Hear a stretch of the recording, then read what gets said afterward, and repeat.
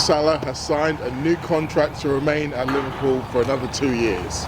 Well, you didn't need me to tell you that, you knew already, it's all over social media, but I mentioned that because that was absolutely the only thing that dominated this press conference this morning.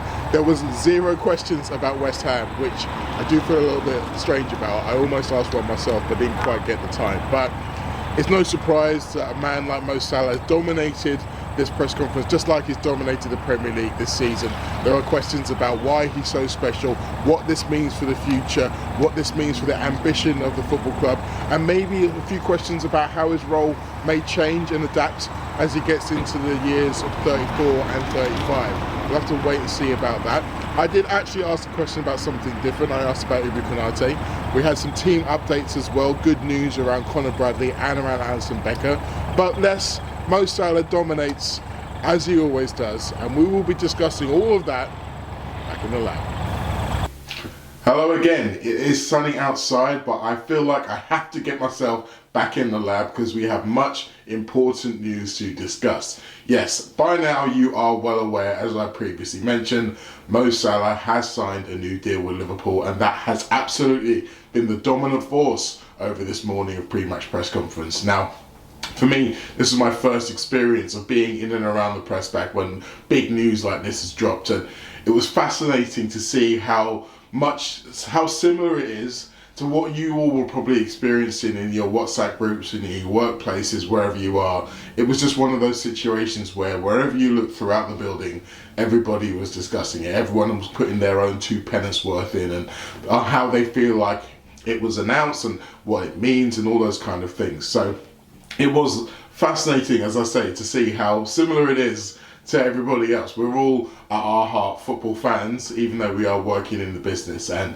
this is one of those stories that really does cut to the heart of what we all love about the game. A fantastic footballer who all of us are going to get to see for another 2 years.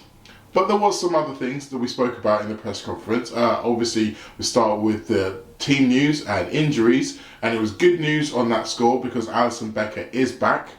He has finally passed his protocol for head injuries and should be in contention to play against West Ham, which I suspect means that he will start against West Ham. The same was given with Conor Bradley. He was spoken about the fact that he obviously got some minutes against Fulham, and does that mean that he's in contention to start? And Slot was very much, he didn't beat around the bush. He basically said, yes he is. And I think if all of us saw the performance that he gave in that game, Slot mentioned the fact that he felt Curtis Jones actually played well against Fulham, aside from his mistake for the first goal. I expect to see Conor Bradley starting. He is very much the form right back, and you got to see the influence that he can have on the game in both directions against Fulham, so I fully expect him to start. Now, the Salah news did mean that there was talk of other contracts, unsurprisingly, but Slot was remaining tight-lipped. There was lots of rumours over the course of this morning that Virgil van Dijk's contract would be announced today as well. I've heard it on good authority from our good friend Mr. Bad News Bear, James Pearce. That will not be the case. It would have been a nice little circle to have number 4 and number 11 sign the new deals on the 4th of the 11th, or the 11th of the 4th, depending on how you look at it and where you are in the world. But no, we'll have to wait for Virgil. I suspect it won't be that long, but we will have to wait. With Trent, obviously, there was the expectation still is that there's going to be less good news with Trent, but Slot was not willing to go into that at this stage. I think it's one of those things whereby once those two get done, then the questions are only going to be about Trent, and I think that's something that we're going to have to deal with further on into the season. I wouldn't be surprised if it wasn't until after the league title was secured that Trent's news was announced. But we'll have to wait and see on that score. One of my favourite phrases. Now here's another one of my favourite phrases. It's time for our top takeaways. Top takeaway number 1. Liverpool have already begun speaking to transfer targets. Now, this was a little line that almost passed everybody by, but it let my ears prick up. Slot was mentioning how nice it was to tell prospective signings about Mo re-signing. It was one of those things that was talked about as a benefit of having Mo Salah around. The fact that we can now talk to others about having this fantastic player to play alongside. And he said, well, we don't have to tell them anymore because the news is out. And there was that word, anymore, which means that up to that point, they have been telling them. Now, this could be one of those lost in translation moments. Slot says, well, yes, the English isn't my first language, so I didn't mean exactly that. But the reality is, today is a day for a lot of praise to go towards Richard Hughes and Michael Edwards for finally securing this deal with Mo Salah. They were mentioned quite a few times in the press conference by Slot, but they're experienced operators, so they know that the real hard work starts here. And I think we all have to acknowledge the fact that this will be an absolutely massive summer. And while Liverpool are no longer having to replace Mo Salah, what they certainly are going to have to do is fortify Mo Salah, because the Mo Salah we have seen in recent weeks has not been him at his peak. And we have had a little look into the future of what it might look like when a 34/35-year-old Mo Salah is running around and we can't rely on him to be the dominant force that he has been for the majority of the season. So whichever way you look at it, it's very, very important that whatever Liverpool do in this transfer market helps Mo Salah continue to be as great as he is, but also allows whoever else comes in the platform to be the man to take over once the king does finally depart the sea.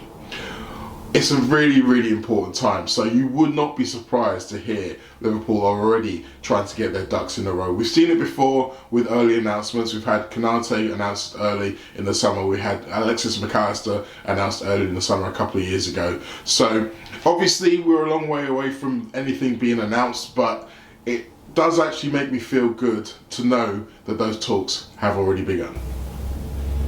Top takeaway number 2. Salah's role may change in the future. Now, Slot was asked about this by Carl Markham, and he said he didn't actually know whether or not Salah's role would change in the future. What he did say was that his re-signing was a mark of ambition and a real positive element for within the dressing room for those who are maybe looking to stick around, but also for any prospective signings coming in who, as I mentioned, wants to come in and play with this great player. Now, this is kind of an interesting point here, because you can look at it two ways. You can look at it and say, any guy who's coming into the forward line thinking, wow, I get to play with Mo Salah, that's a real boon. That's something to put on your CV, to be able to play with an undoubted great of the game in this generation. But also, if you're a forward, particularly if you're a number 9 striker, you want goals, you're greedy. Do you really want to be in Mo Salah's shadow? Do you want to be deferring to the Egyptian king, or do you want to be, beheading him and holding his head up in front of the crowd and saying, I'm your king now? Forwards are very difficult. They're very, very single-minded a lot of the time. So even something as certain as penalties. I mean, we know that Mo Salah's going to be taking penalties for the rest of forever until whenever he's on the pitch in a red shirt, he'll be taking penalties. If you're a new striker coming in and you want to get your feet under the ground, you want to feel comfortable in your new surroundings, penalties are a really good and easy way of racking up those numbers so you can feel a little bit more comfortable. But you're not going to have that benefit with Mo Salah's around. So it is a really fine balancing act for Hughes and for Edwards to be able to find the right players and to be able to give them the encouragement that yes, they can come in and play alongside Mo Salah for these next 2 years, but then be developing the relationships that allow them to then take over as the leader of the attack once Salah departs the stage. And the reality is that might come sooner than later, because we have to be honest here and look at Mo Salah's numbers. Physically, they are all in decline. His top speed is down, the number of high intensity sprints are down, his distance covered is down, his successful take-ons are down.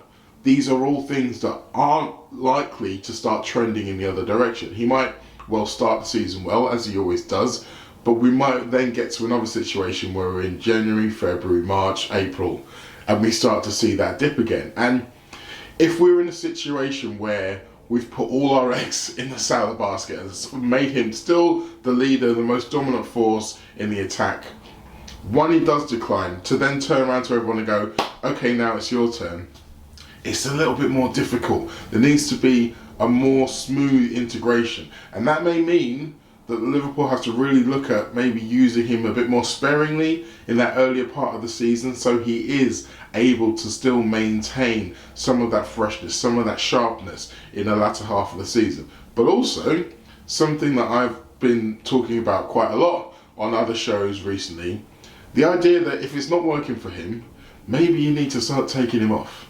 I think against Fulham, the way that the substitutions happened, when Chiesa entered the fray, it did kind of stymie all of the good work that and the space that Conor Bradley had found, in particular, to work in, and Elliott as well.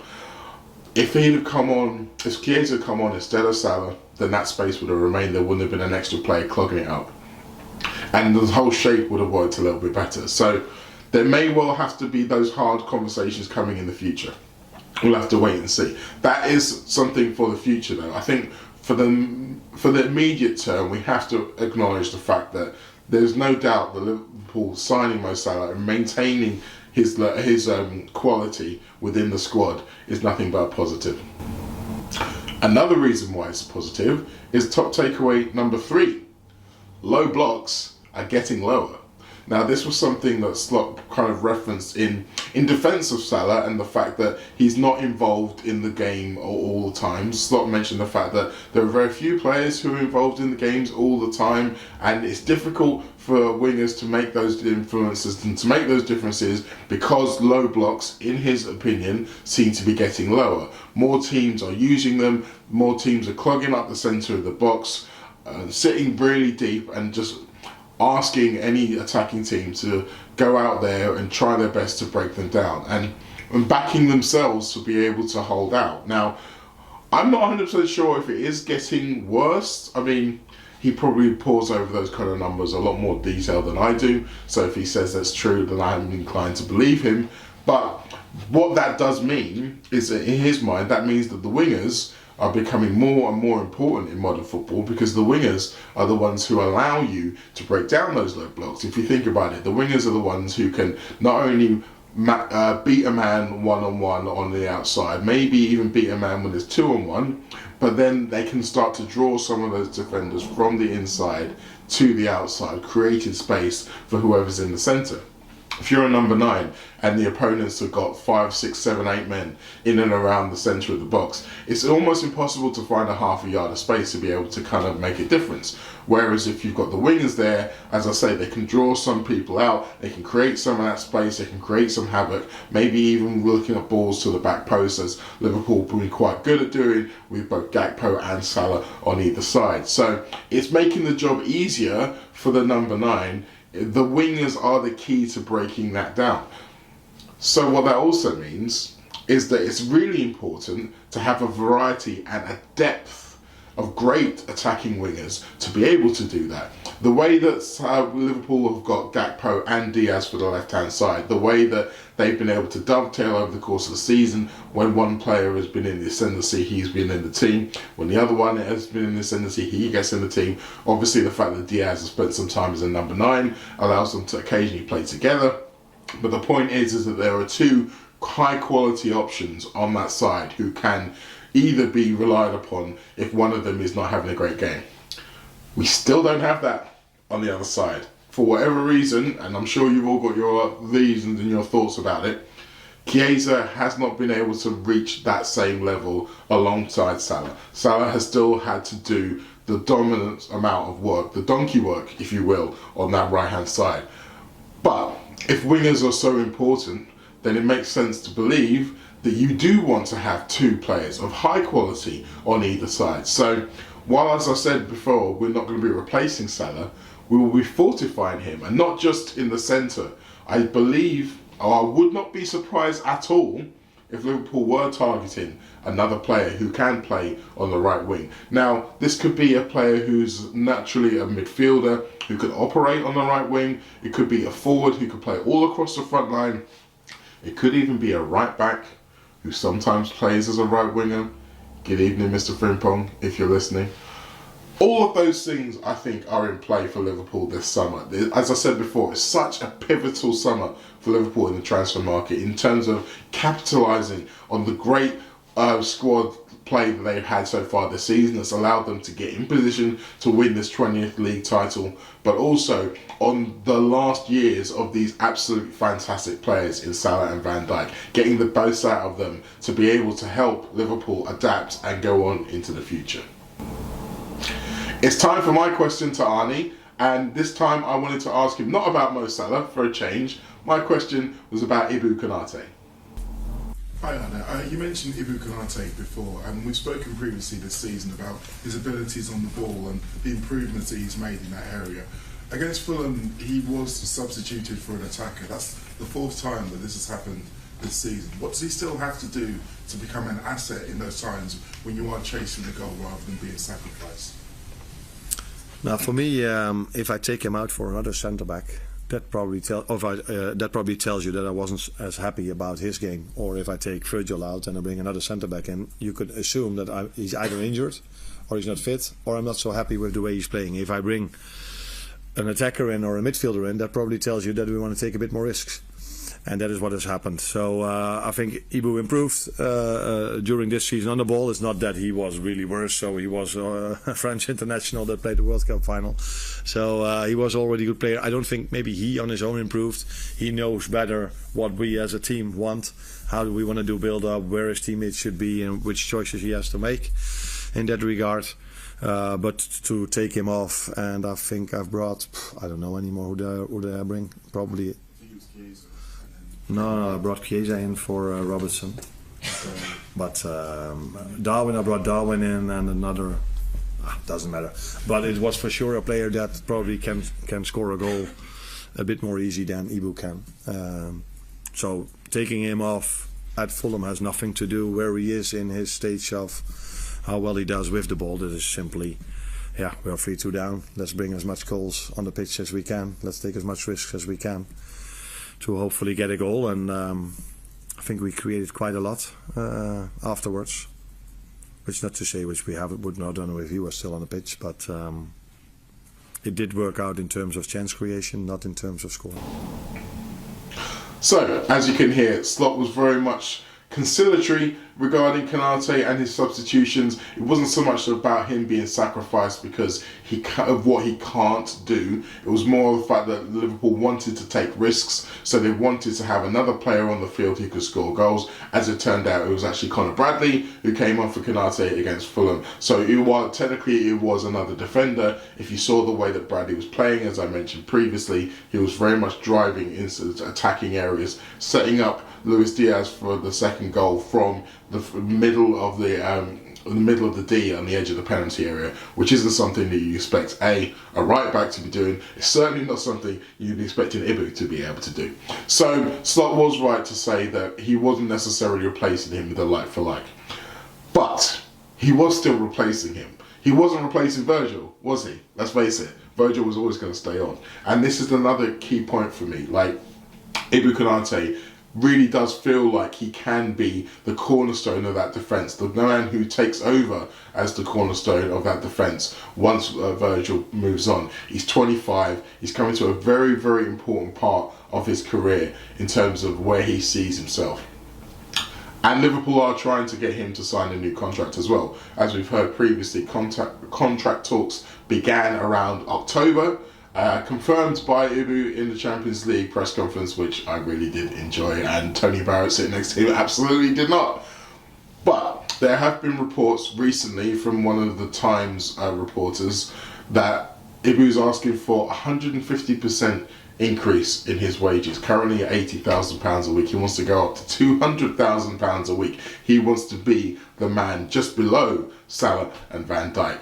Now, in order to do that, you have to make yourself the third most important player in the team. Now, with Trent Alexander-Arnold sounding like he's leaving, and maybe even with Alisson Becker having less game time as Mamardashvili comes in and he also gets older, perhaps there is an opportunity for him to make himself the third most important player. However, regardless of position on the pitch, the third most important player is not getting substituted when Liverpool is seeking a goal. When Liverpool are behind the cosh, if you want to call it that. Under the cosh, that's the word I'm looking for. Now, obviously, Ryan Gravenberch has been used as a defender, and he's actually done really, really well in terms of being able to be a defensive stopper, but also be progressive with the ball. And he is someone who can find himself in that position that Bradley was in to be able to deliver the assist to Diaz.